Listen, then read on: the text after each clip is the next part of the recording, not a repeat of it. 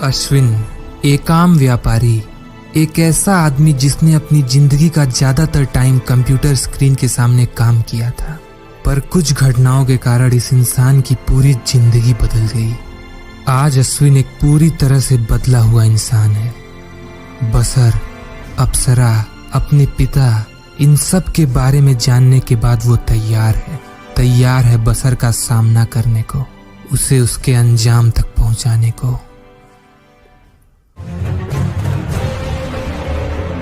अनंत का कोई अंत नहीं, क्योंकि हम बहुत से हैं। मैं उस शैतान को छोड़ूंगा नहीं। अश्विन ने इस बात का प्रण लिया, पर कैसे? एक तरकीब है।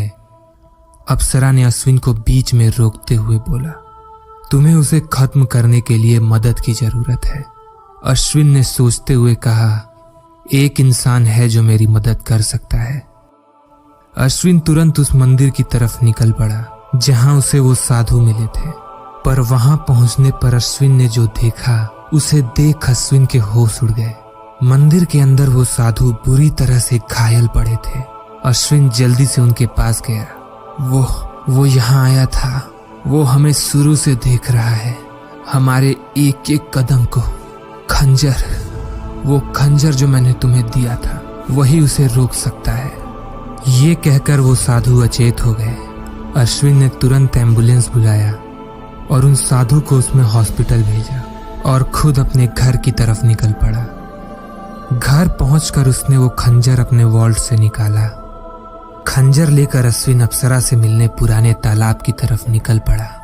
अश्विन तालाब की तरफ गया तो उसे ये नहीं पता था कि वहां उसका इंतजार कोई और कर रहा था।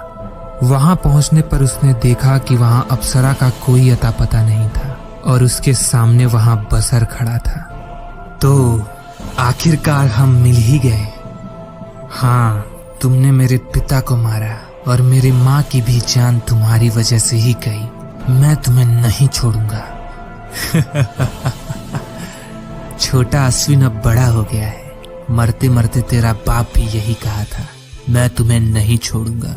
और कुत्ते की मौत मरा, बिल्कुल अकेले। तू भी बिल्कुल वैसे ही है, अनाथ, अकेला, और अकेला ही मरेगा, अपने बाप की तरह।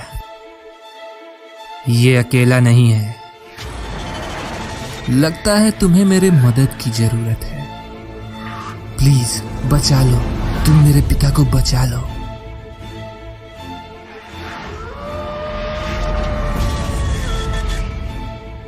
आओ, बस तुम्हारा ही इंतजार था।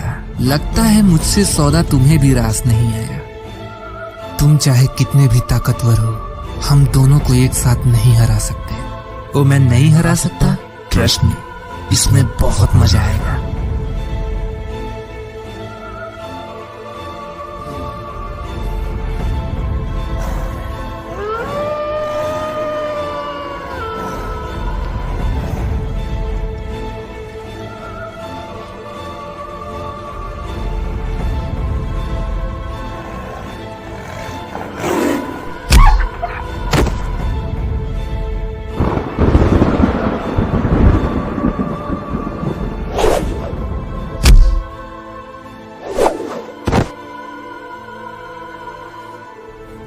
हार मान लो, तुम सब एक देवता को नहीं हरा सकते। यही तो तुम्हारी कमजोरी है, अनंत काल का जीवन। तुम्हें इंसान होना क्या होता है पता नहीं। असल में तुम अकेले हो, तुम्हारे साथ कोई नहीं। बसर, तुम असलियत से दूर हो, तुम डरते हो। तुम्हारे भाई और देवता, वो सभी एक योद्धा थे, पर तुम अंधेरे में रहकर उन्हें ही धोखा देते रहे। तुम डरते हो क्योंकि तुम्हें खौफ है भुला दिए जाने का, जो कि तुम्हारा श्राप है। तुम्हें नर्क में अनंत काल तक रहना है, बिल्कुल अकेले। नहीं, रुको, मैं तुम्हें अपनी तरह अमर कर सकता हूँ। मुझसे सौदा कर लो। तुम्हारे सौदे की कोई अहमियत नहीं है। इस धरती पर ये तुम्हारा अंत है। तुम मुझे रोक सकते हो, पर उन इंसानों का क्या जिन्होंने झूठ और ईर्ष्या की तालीम ली है? मुझे रोकने का कोई फायदा नहीं। मैं जीत गया अश्विन, मैं जीत गया। और इस तरह अश्विन ने उस अनजान आदमी और उस साधु की मदद से बसर को वापस हेलहाइम यानी कि नर्क में भेज पाया। वैसे तुम हो कौन? तुम अकेले नहीं जिससे बसर ने सब कुछ छीन लिया।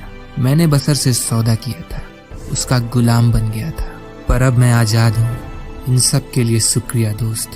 वैसे बसर खत्म नहीं हुआ, वो कैद हुआ है।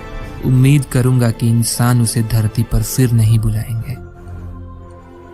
बसर के खात्मे के बाद अप्सरा को भी उस तालाब से मुक्ति मिल गई।